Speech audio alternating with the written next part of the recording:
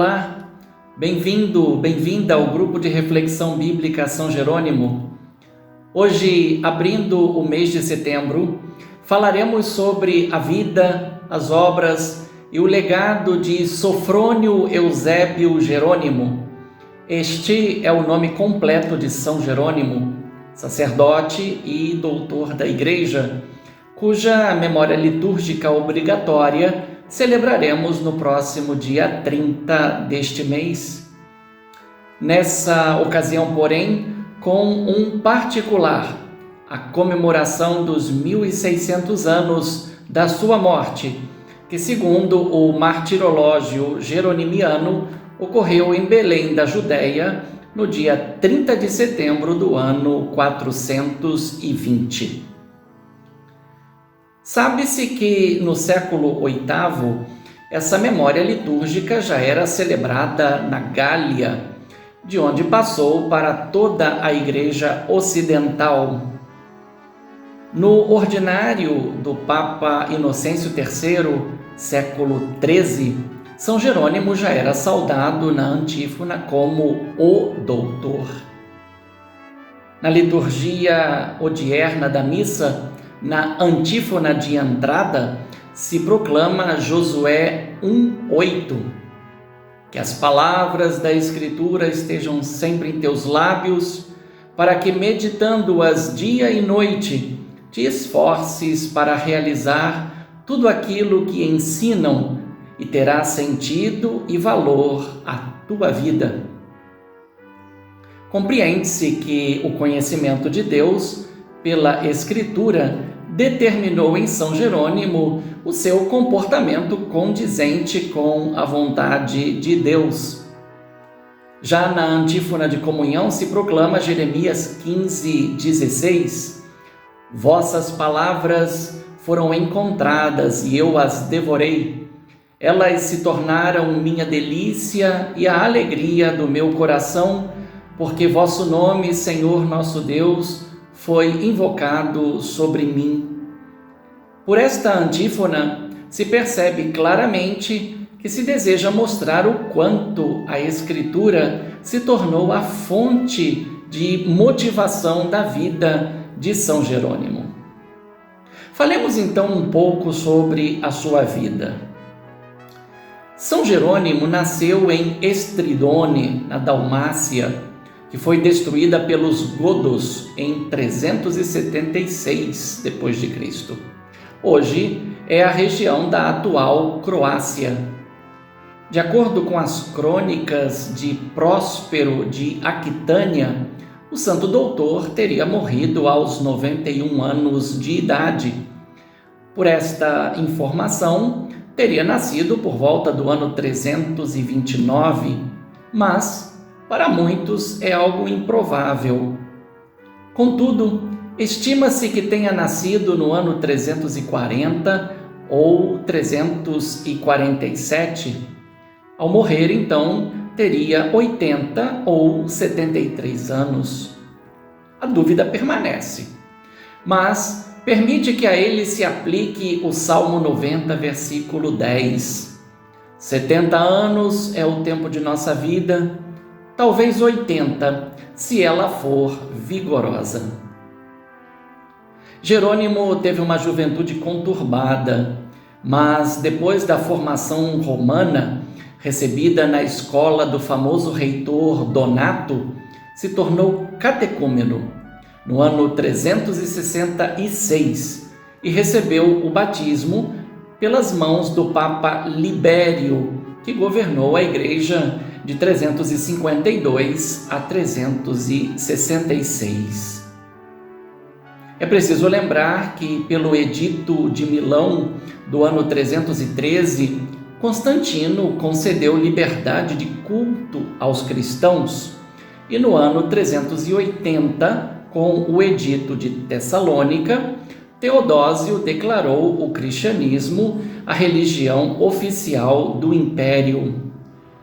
Assim, com o fim das perseguições, iniciaram os movimentos ascéticos, como o anacoretismo e o cenobismo, modos de vida que que procuravam imitar Moisés, Elias, João Batista, Jesus e seus discípulos, que se retiravam em lugares desertos para fazer penitência e vida comunitária.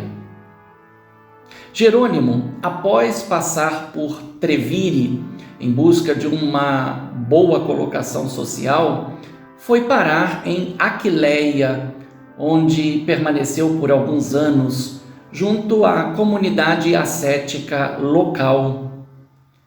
Nesta, ele conheceu Bonoso, Heliodoro e Rufino. Com este último, mais tarde, teve vários embates.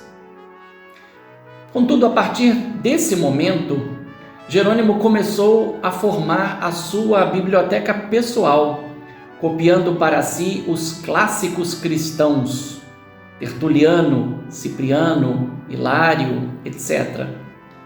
Depois disso, partiu para o Oriente e chegou a Antioquia, onde acompanhou Evagrio Pôntico, que iniciou Jerônimo na vida monástica, ocasião que lhe favoreceu aprender perfeitamente o grego. Em meio a uma enfermidade, Jerônimo teve a célebre visão narrada por Santa Eustóquia, na qual, chamado em juízo e respondendo que era cristão, foi desmentido pelo divino juiz, que lhe disse: "Tu és ciceroniano e não cristão, pois onde está o teu coração, lá estará o teu tesouro."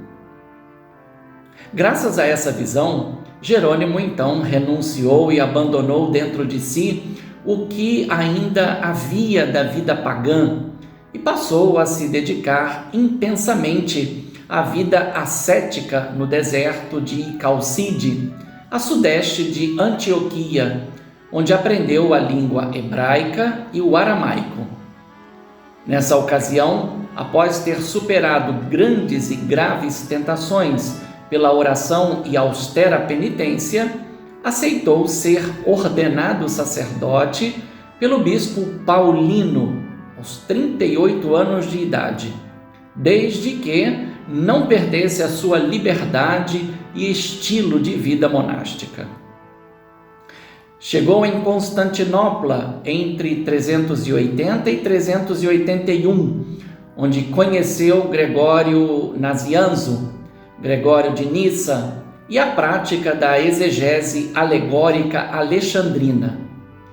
Foi um importante momento, pois dedicou-se a traduzir as homilias de Orígenes sobre Ezequiel e a crônica de Eusébio de Cesareia, inclusive completando-a do ano 326 ao ano 379.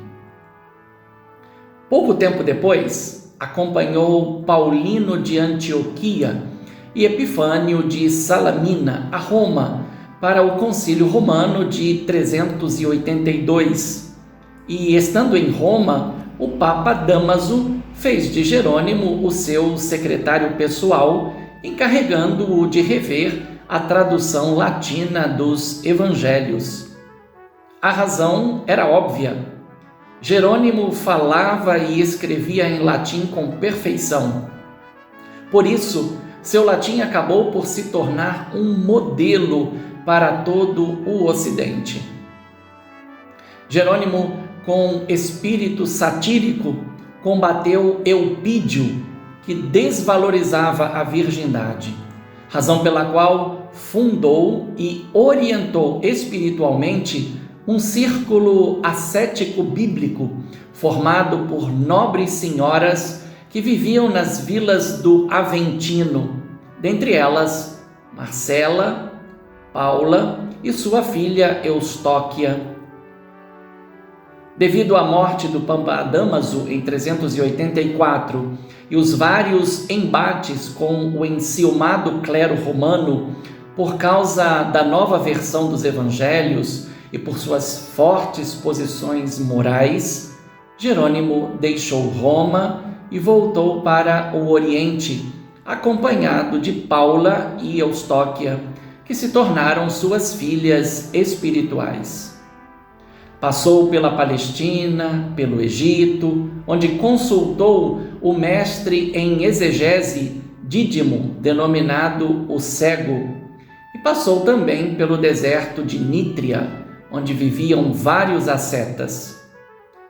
Finalmente, chegou a Belém de Judá em 386, tornando-se o responsável pelo mosteiro construído por Paula para as suas companheiras Paulina e Fabíola. No seu mosteiro masculino, próximo da Gruta da Natividade de Jesus, Jerônimo pôde se dedicar intensamente ao trabalho de tradução da Bíblia a partir do hebraico e da Septuaginta, bem como a escrita de outras obras, dentre as quais a De Viris Illustribus, preciosa obra para a história, comentários bíblicos e cerca de 157 cartas, muitas das quais dirigidas a Marcela, que permaneceu em Roma.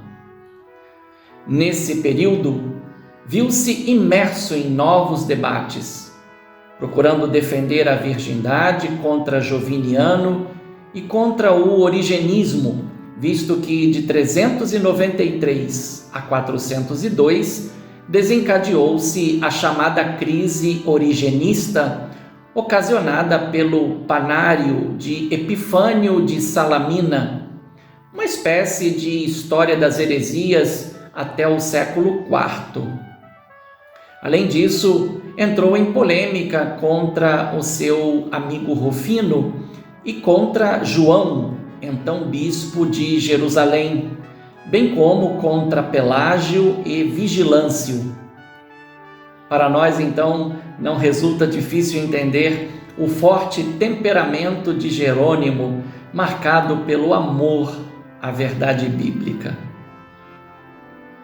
O início do século V foi muito duro para São Jerônimo, que ficou abalado com a morte de Paula e Eustóquia, suas benfeitoras e filhas espirituais, bem como ficou aflito pelas notícias que chegavam de Roma, onde o visigodo Alarico causava enormes destruições.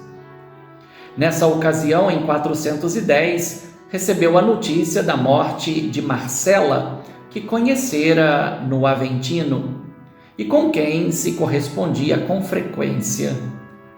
Por causa ainda das incursões dos sarracenos na Palestina entre os anos 410 e 412, Jerônimo acolheu em Belém nobres reduzidos à miséria e ao medo, o que fez interromper o seu comentário ao profeta Ezequiel. Pouco se sabe sobre os seus últimos dias. Foi sepultado entre as ruínas da sua habitação.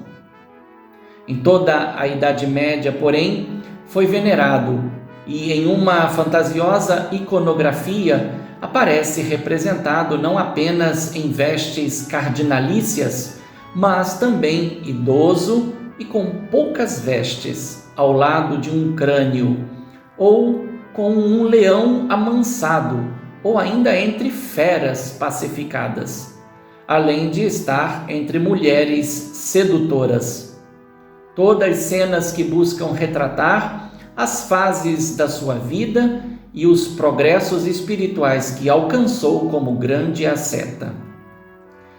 São Jerônimo é considerado um grande erudito entre os escritores latinos da antiguidade cristã, característica que fez dele, por sua produção literária, o ideal do estudioso cristão. Por isso, na Idade Média, passou a ser invocado como patrono das escolas e, particularmente, das faculdades teológicas. Por seus méritos, aparece ao lado de Santo Ambrósio, representante da pastoral, de Santo Agostinho, representante da filosofia e da teologia, e de São Gregório Magno, representante da liturgia, como uma das 4 colunas que sustentam a vida da Igreja.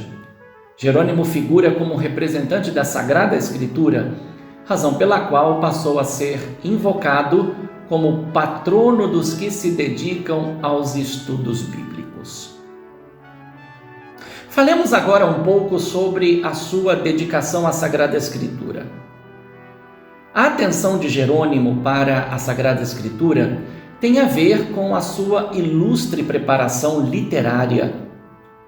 Não demorou a se dar conta de que as versões latinas tinham imprecisões e, por isso, precisavam de uma revisão sistemática.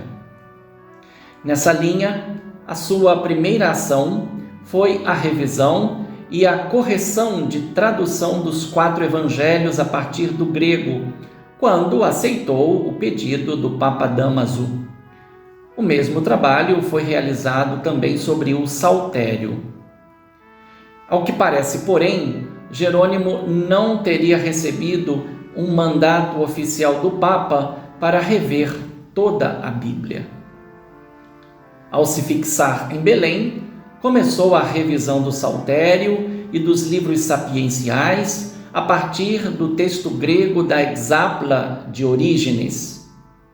Influenciado pelo erudito trabalho de Orígenes e de Eusébio, começou também a sua tradução da Bíblia a partir diretamente dos livros em hebraico, com a ajuda das recensões de Áquila e de Símaco.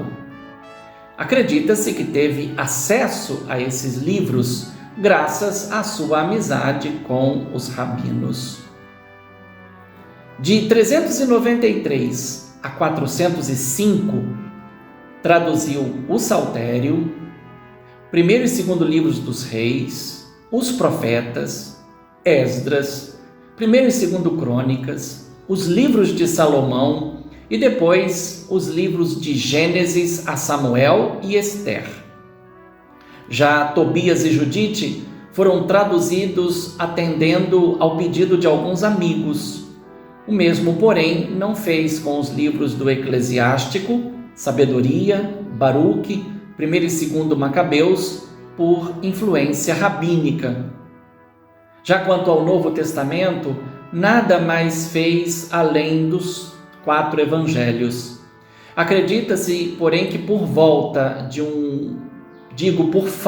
um modelo seguro, foi provavelmente o seu discípulo Rufino, o Sírio, quem completou a revisão dos demais livros do Novo Testamento, seguindo os critérios do grande mestre. Enfim, pode-se dizer que São Jerônimo não seguiu sempre um mesmo método na tradução. Nos pontos difíceis, ficava com a literalidade do hebraico e inspirava-se na recensão de Áquila. Com mais liberdade, traduzia as partes narrativas.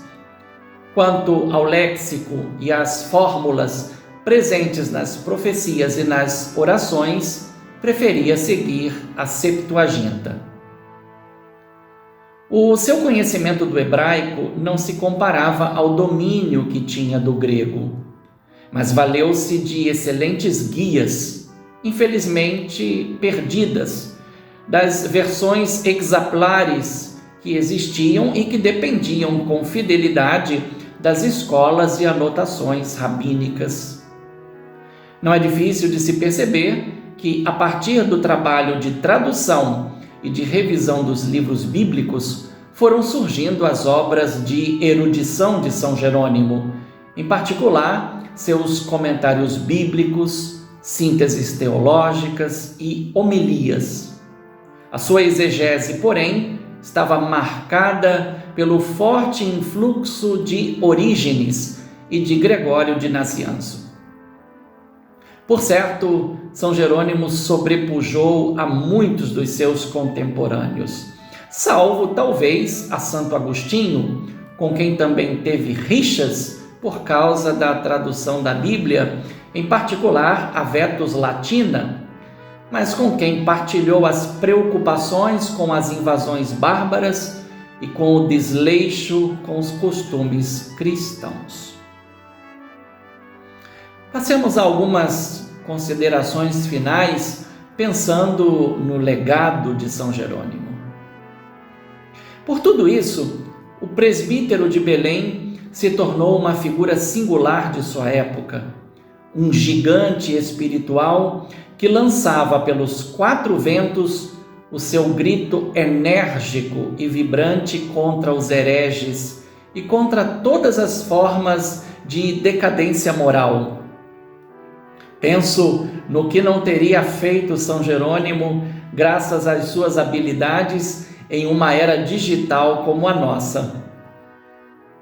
Seu agir parece se inspirar em figuras proféticas, como Elias e João Batista, de tal modo que só os melhores o seguiam e elogiavam, pois os medíocres preferiam criticar e os malvados só podiam odiar. Bem se aplica a São Jerônimo uma frase paulina: se eu quisesse agradar aos homens, como seria servo de Cristo? Gálatas 1:10. A diferença de muitos panegíricos sobre os santos, a honra e os louvores atribuídos a São Jerônimo não são pintados com enfeites e florilégios, mas são tecidos com a realidade de um homem que, em dado momento, decidiu enfrentar-se com coragem e lutar contra si mesmo e suas inclinações.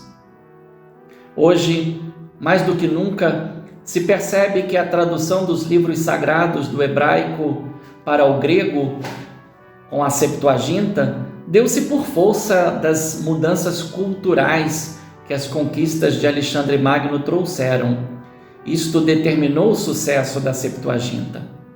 De certa forma, o mesmo aconteceu com a tradução para o latim, graças à expansão do Império Romano e às célebres obras de Virgílio, Cícero, Horácio e Ovídio, pois no século IV poucos locais ainda falavam e escreviam perfeitamente em grego. O norte da África, por exemplo, já estava latinizado, razão pela qual a Vetus Latina, a Bíblia de Santo Agostinho, teve tanto sucesso. Outras versões foram aparecendo, mas a qualidade da tradução não era a mesma, nada muito diferente do que continua acontecendo nos nossos dias. Sabe-se que a Vulgata de São Jerônimo não teve o mesmo impacto da Ítala e da Vetus Latina, e só começou a ser valorizada a partir do século VIII, e pouco a pouco foi conquistando seu espaço, principalmente graças à invenção da imprensa, até que fosse declarada o texto oficial da Igreja Católica no Concílio de Trento, 1545 a 1563. A sua impressão foi patrocinada pelos papas Sisto V e Clemente VI, razão pela qual passou a ser conhecida como Vulgata Sisto-Clementina. Contudo, duas revisões já foram feitas após o Concílio Vaticano II, uma promovida por São Paulo VI e outra por São João Paulo II, ambas encomendadas aos monges da Abadia de São Jerônimo, em Roma, levando em conta as pesquisas bíblicas mais recentes e uma maior aproximação às línguas originais, o hebraico, o aramaico e o grego. Essa revisão passou a se chamar Nova Vulgata.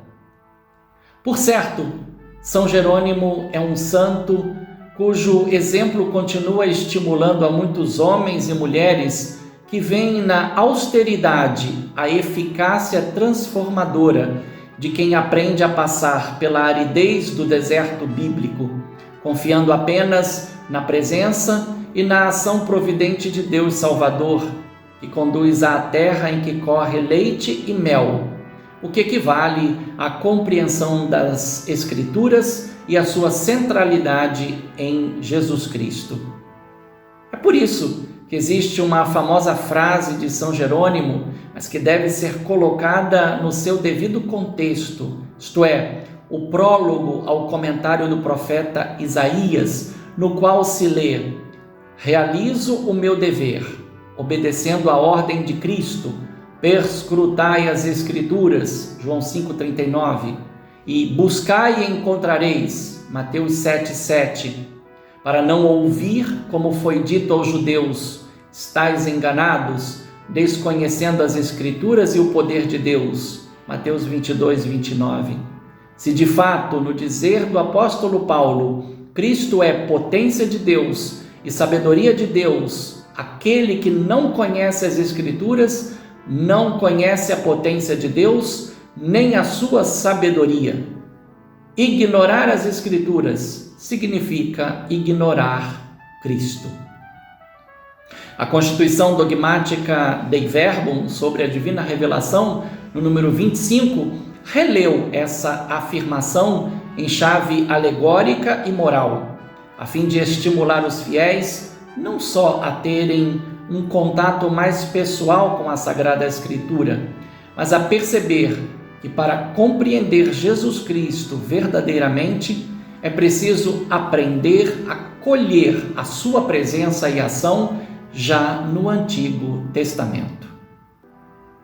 Finalizo esse vídeo dizendo que a dedicação ao estudo da Sagrada Escritura tem um preço: a fidelidade ao texto e ao magistério da Igreja, que não está acima do texto, mas é o guardião da sua verdade, a salvação do ser humano, criado à imagem e semelhança de Deus, redimido e recriado em Jesus Cristo, na unção do Espírito Santo. Que nossos esforços de tradução e de interpretação da Sagrada Escritura sejam portadores de transformação socioeclesial, em particular, a concretização do desejo de Jesus expresso em oração ao Pai na última ceia, que sejam um, como nós somos um. João 17:11. A todos e todas, um fraterno abraço e uma boa reflexão.